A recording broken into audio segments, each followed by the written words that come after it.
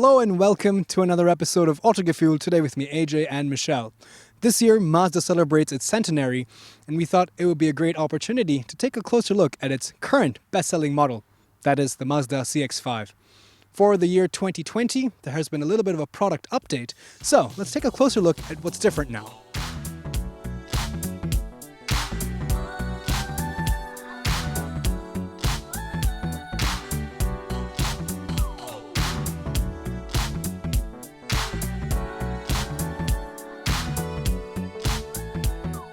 Let's take a look at the front design. First of all, the CX-5 hasn't really changed. This is a product update, and Mazda really likes to do this. Instead of releasing a large mid-cycle refresh or a facelift, they make incremental changes almost every year. So, we still have the very recognizable COD design language at the front, which I think is really refreshing in a market flooded with a lot of competitors. So the design elements include things like the very slim and horizontal headlamps, now with matrix LED, this chrome wing that goes from the side, dips down below the grille and comes back up. This three-pointed, very three-dimensional grille, a very large Mazda logo in the middle. However, because this does house some of the sensors, including the radar sensor for the adaptive cruise control, it is just two-dimensional. Nevertheless, even further down you have some more black cladding with the bumper. So overall, I don't really think it gives you a very off-road SUV kind of a look. It's not so butch and squarish. I think it's a little bit more car-like. What do you guys think? The CX-5 is 4.55 meters long, so it is the same platform as before, therefore no change in size. What is different now for the 2020 model year is that you have a new color option, the polymetal gray metallic. This, of course, is the magma red or the soul red, depending on the market you're in. Depending on the trim, of course, if you go with the base variant, you in fact get steel wheels. But here we have the 19-inch gray finished wheels, which I think look really nice and fill the wheel arches pretty well. I think this is a good size. Some of the smaller wheels, in my opinion, seems a bit small and makes the CX-5 seem a little bit under-tired. But I think this size feels up the wheel wells pretty well. As we move along the side, very clean design language, of course, that we know from Mazda. Very flat and tall door, which means you get a very easy ingress. Large windows, which also bring in a lot of light. As we go further down the side, very simple, straight roof line, but I do like the shoulder haunch over here. And the rear is where things get a little bit more interesting because you have this dropping roof line, dare I say coupe-like, a little bit of a roof spoiler, this glossy black metallic inlay at the side, and these really slim horizontal tail lamps wrap around to the side profile as well. You do get some additional body skirts and body cladding as options if you wish, but I do like this black cladding. It kind of brings that car, makes it seem a little bit more off-road capable. This is the four-wheel drive and we'll talk a little bit more about that later. So overall, I think this is a great design and a great color and wheel combination. What do you guys think? Nothing really new to report here at the back of the 2020 CX-5 either, but I always do appreciate the design language of Mazda. It's a little bit different than what we usually see out in the market. This, apart from Peugeot, I think the other ones are more or less fairly similar. So this does have a lot of nice edges, as a lot of nice curves as well. You can see the badging for the all-wheel drive variant that we have here today on this side, as well as the Skyactiv-G. And we'll talk a little bit more about that later on once we take a look at the engine. Of course, moving further down, reversing camera, and my favorite part of the back of the CX-5 are the two real pea-shooter exhaust tips. All right, let's take a look inside the boot. This has the automatic tailgate, so with the push of a button, it goes up.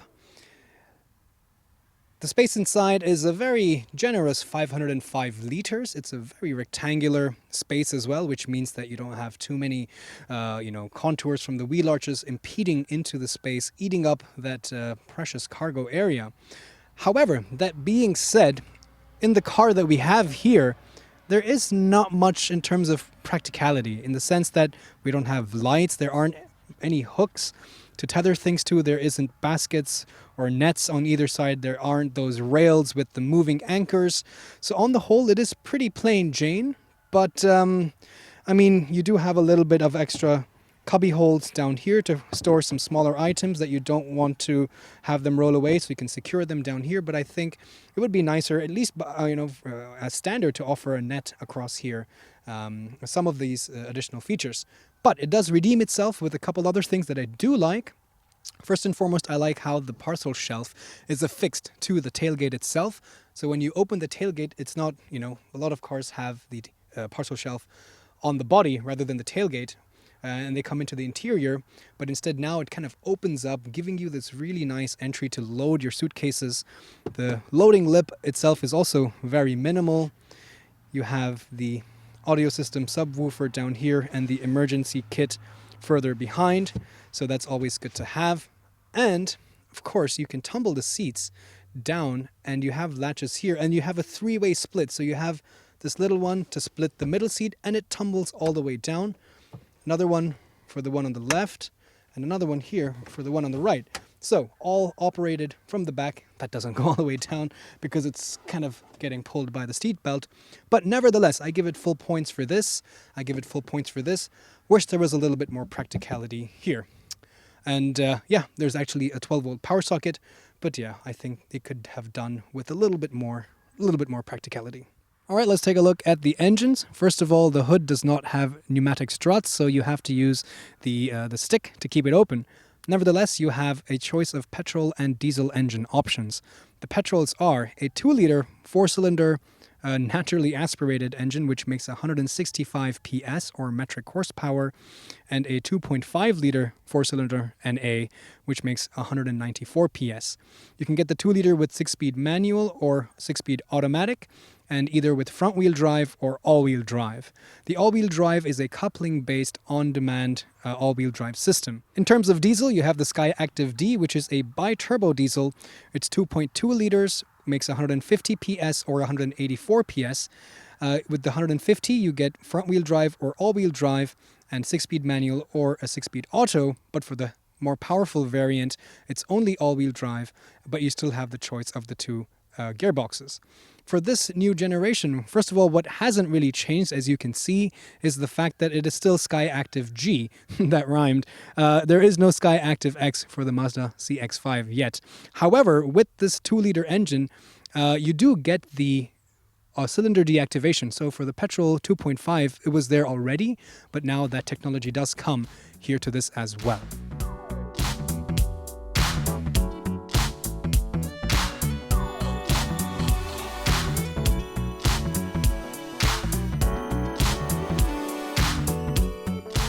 Another thing that's new for the 2020 CX-5 is this key fob. It's pretty simple, it's pretty slim. It kind of reminds me of the Volvo because you have the big logo on the side and the buttons along the edge. Anyway, you don't really need it. You can keep it in your pocket because you come up to the door, you push the button, the door unlocks. The door opens fairly wide, as you can see. It's also very tall. It's got a nice heft to it. Let's check out the door closing sound. Pretty reassuring. You can see that there's a nice seal here as well. For the new version, Mazda has also improved sound deadening, so it's a little bit more quieter on the inside. Materials, as always, remain fairly good. Soft touch materials up here, a wooden inlay and some chrome accent over here, shiny door handles. You can get the Mazda CX-5 with animal-free interiors. However, there are also full leather options available. Soft here, piano black over here, so it does have a more premium feel. A nice door pocket, which also has a rubber liner, as you can see over here. So small touches like this is what I always appreciate. The optional Bose audio system. You can see the Mazda CX-5 badging down here, also optional. Another thing which is new for this version or this model year is that the seats have been improved ever so slightly, as Mazda claims. So the seats are supposed to be a little bit more ergonomic overall. As you can see, this is a fully adjustable automatic seat with lumbar support adjustment and 2 memory settings. Getting inside is really easy. You also have a door handle if you need it to help you get inside. But because of the higher ride height because it's an SUV. The seats are just a little bit below your hip, so getting inside is no problem at all. Once you're inside, well, first of all, the first thing that you notice is not much has really changed. It is fairly black on the inside with the black roof liner, black dashboard, black steering wheel in this model. And I personally would always select something which is a little bit lighter colored. It just makes the interior seem a little bit more breathable. It's a little less claustrophobic. It's a little bit more airy.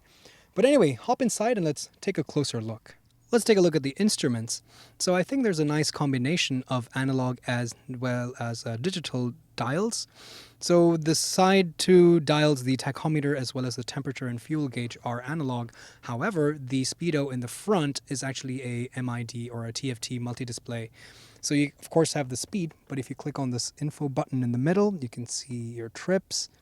You can see the adaptive cruise control settings. You can see if you have any additional like service messages, and of course range. So very basic functionality. And yeah, I wish maybe there would be a chance to have some more information like some of the other rivals have, like the navigation and stuff like that. But on the whole, it is fairly simple and very easy to use. If you get the 6-speed automatic, you now will also get paddle shifters on the steering wheel.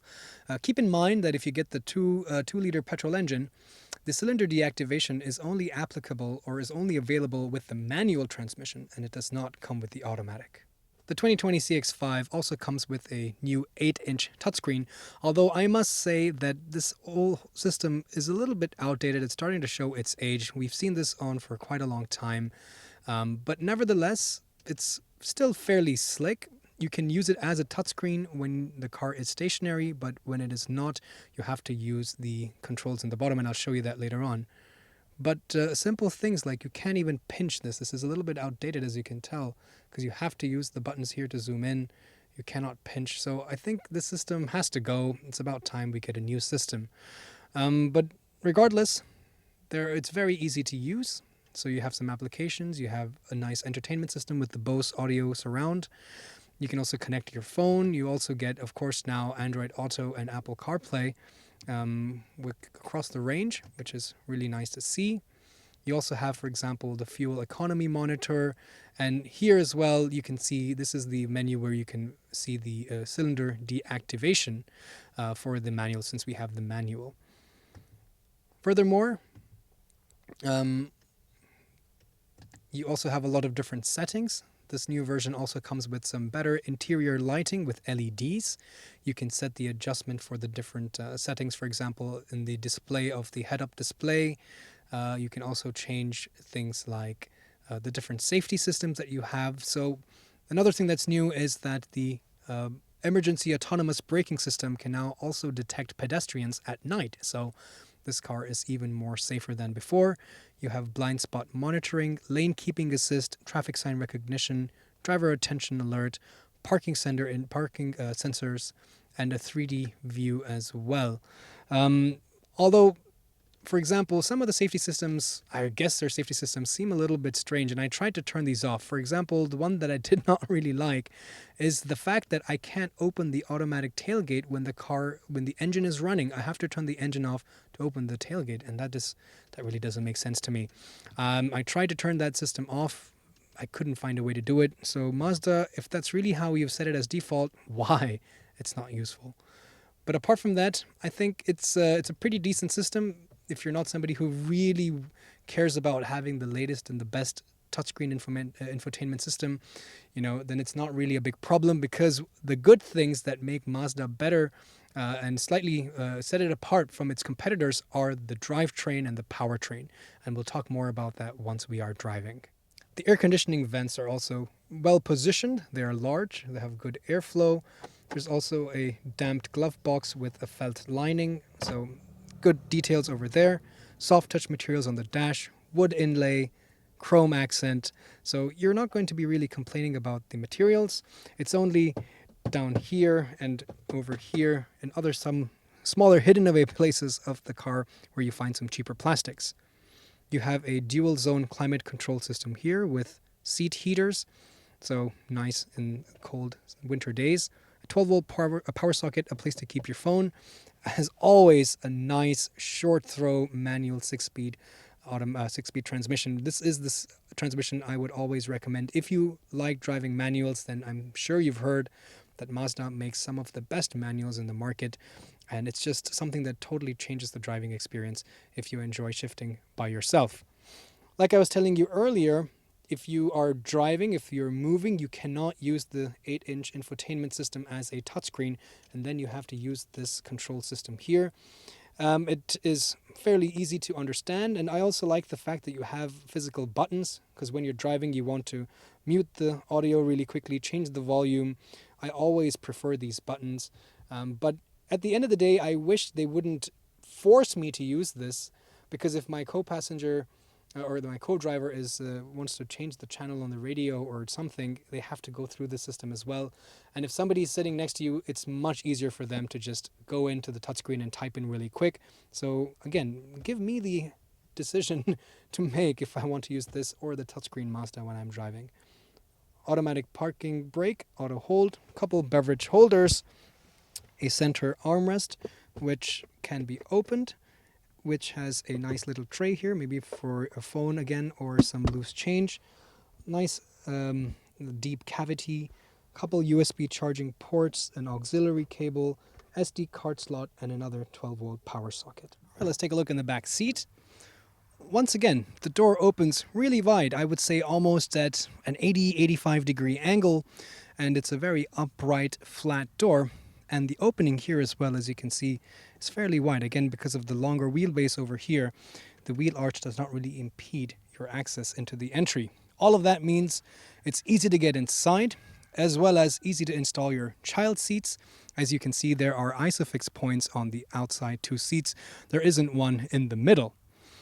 Taking a look at the door, materials again are fairly nice, soft touch at the top, wood and so on and so forth. The glossy black, the cushioned elbow rest, and even a bottle holder down there. Getting inside, easy. I have a grab handle, and this seat is set to my driving position. I'm 5'8" or about 1.7 meters. So with that in mind, I have, again, being an SUV, you want to have a little bit of a higher seating position. So I have place to slide my feet under the front so I can stretch myself out. The backrest of the seat can also be reclined only by one increment. Nevertheless, it still gives you a little bit of ability to relax. You can put the headrest up, and therefore it's a lot more comfortable. The seats themselves are really supportive. Although, that being said, I have to say a couple things. That, for example, in the middle, as you can see, it's a flat bench, but it's not really a full third seat. It's contoured as two seats and, a smaller seat in the middle, just for short distances. It's not too bad. The cushion on the bottom is fairly soft, but because of the armrest, it's a little bit firm in the back. To make the lives a little bit easier, there is air conditioning vents, but not a third zone, door pockets, and a armrest. Back in 2017, I spent a few weeks testing the new, back then, Mazda CX-5, the same car. And one thing that I noticed after having it for 2 weeks and driving around quite a lot, I noticed that, as you can see, it is nice to have seat heaters in the rear as well. But when you have bottles here or whatever, when you have the armrest down and you're putting your hand like this and you turn around, you're inevitably going to knock the button and you're going to turn the seat heater on, and you're just going to have an unwarranted warm rump, if you know what I mean. So, I don't know. There might have been a better way to position this somewhere, perhaps even inside here, so that you don't accidentally turn your seat heater on. If it's summer and it's hot outside, that's the last thing you want. It's going to give you a very sweaty back. Nevertheless, also nice to see an additional 2 USB ports inside this, felt lined, so really useful. As always, this is also foldable down if you want to use this as a ski hatch. First of all, let me just get a few things out of the way. So, if you're somebody who really likes to play around with a lot of gadgets and gizmos, you want to be able to have touchscreen this, full digital that, and you want to be able to have navigation and all of these 100 different driving modes and parameters to set, all of that kind of really geeky, techie stuff, then perhaps this is not for you. But if you're somebody who wants something more analog, something more mechanical, then Mazdas are really quite different. This is what they pay attention to. This is what they spend a lot of their time developing, with the Skyactiv philosophy of lightweight, man with machine, that connection that they try to do, the Jinbaitai, the Japanese terminology that you hear. This really comes into its forte. And I have just spent my morning driving JDM Mazda sports cars, the Mark 1, RX-7, NA MX-5, NB MX-5. So I had a great morning. I know you're a bit jealous. But the point is, these are cars that are from the 90s, but I still see so much similarity with that philosophy here. You have a naturally aspirated petrol engine. How many other manufacturers still make naturally aspirated 4-cylinder petrol engines with a nice short-throw 6-speed manual for a compact SUV? Well, European segment compact SUV. Not many. I can only think of a handful perhaps, but I would really be hard-pressed to think of those because they're all known for their turbocharged engines.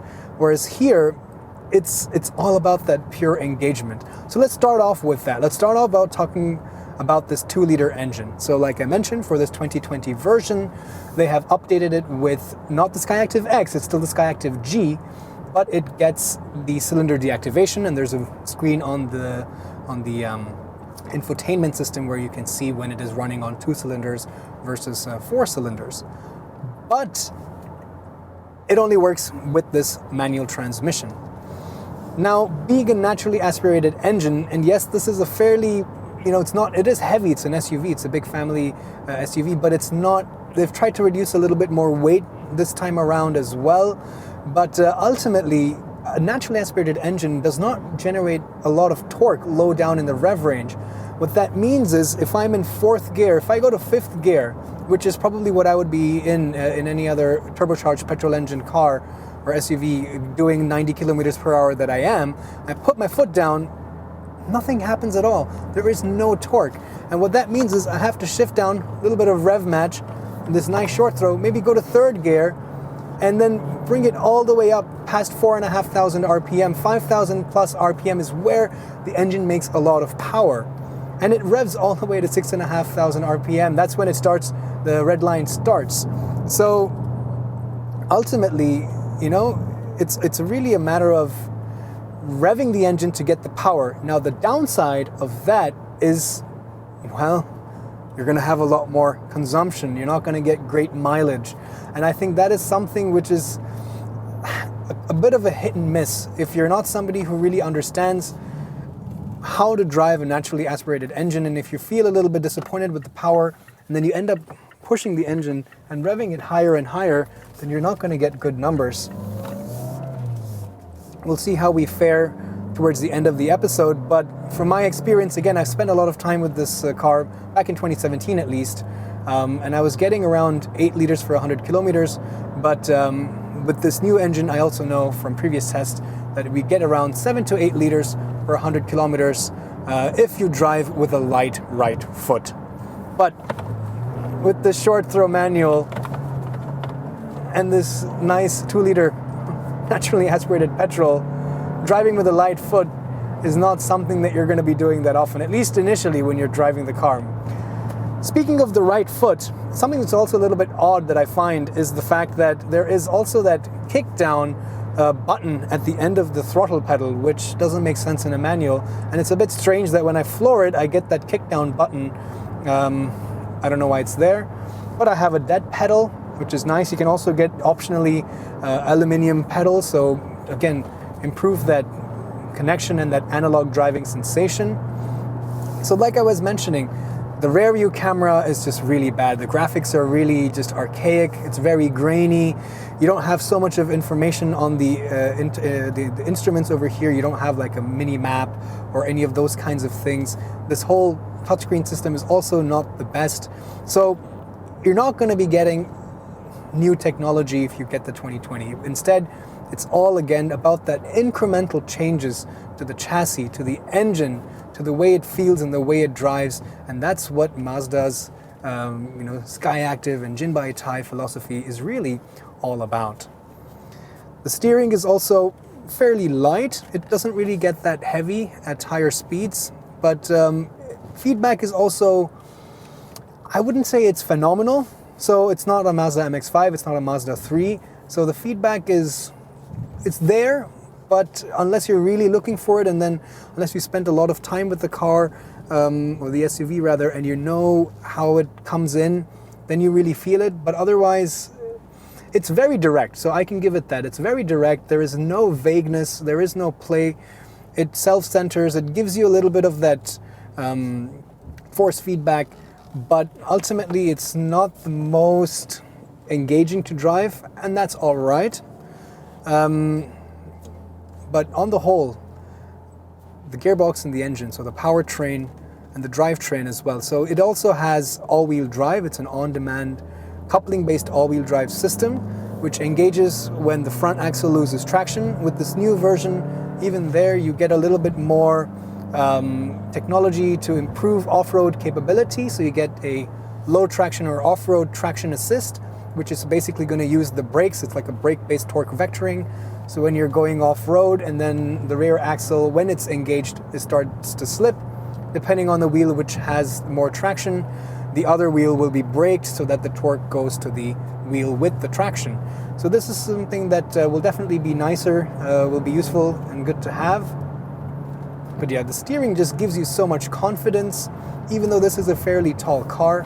For somebody of my height, I can put the seat fairly low down, and that also helps me feel more connected to the ground, helps me feel like the car has a lower center of gravity. It's all very psychological. It just helps you feel that the car is a little bit more capable, but nevertheless, it still does have a slightly higher seating position and of course a higher center of gravity.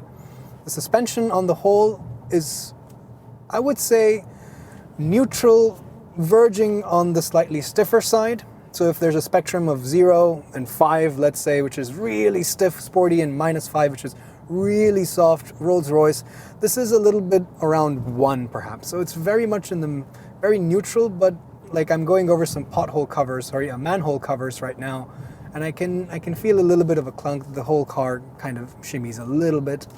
But apart from that, it really controls the weight of the body.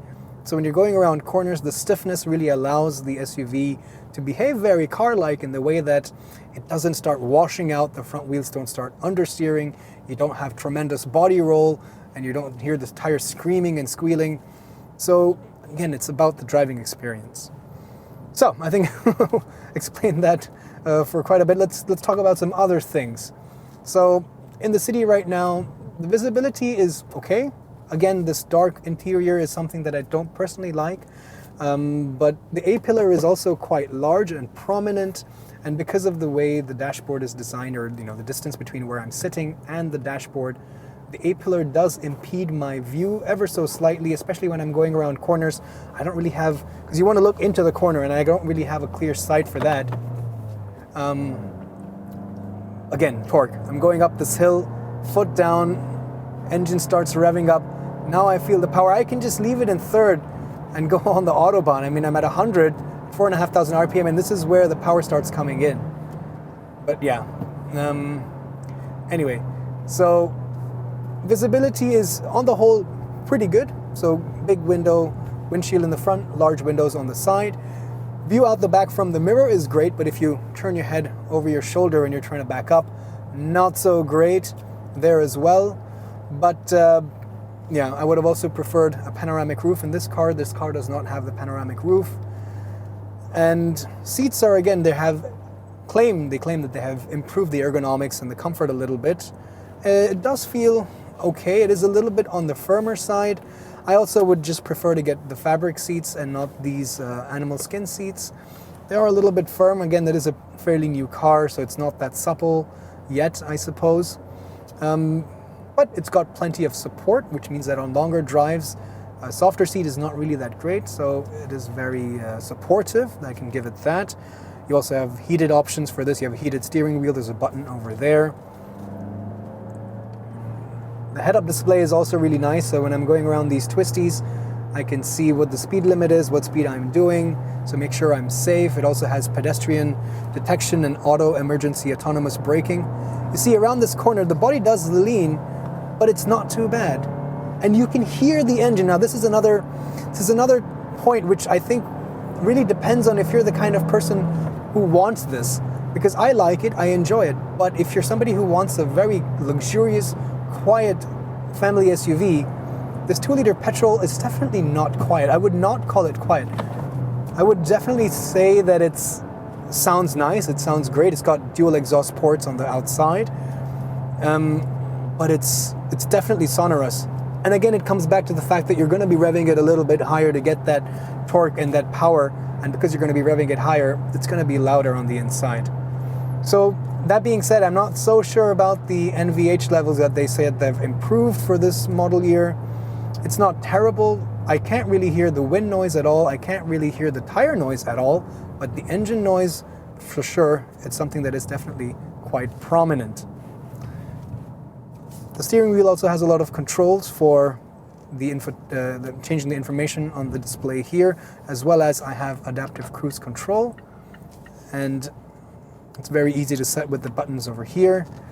And yeah, I wish there was a little bit better technology in terms of, you know, the instruments here, the cameras, the infotainment touchscreen, maybe some different maps for the engine, but it still feels like a Mazda from the 90s. It still feels, I can feel that heritage, I can feel that philosophy from the sports cars that I drove this morning, the RX-7, the MX-5, the NA and NB. I can see it. It's in there. It's very prominent. That thing takes center stage.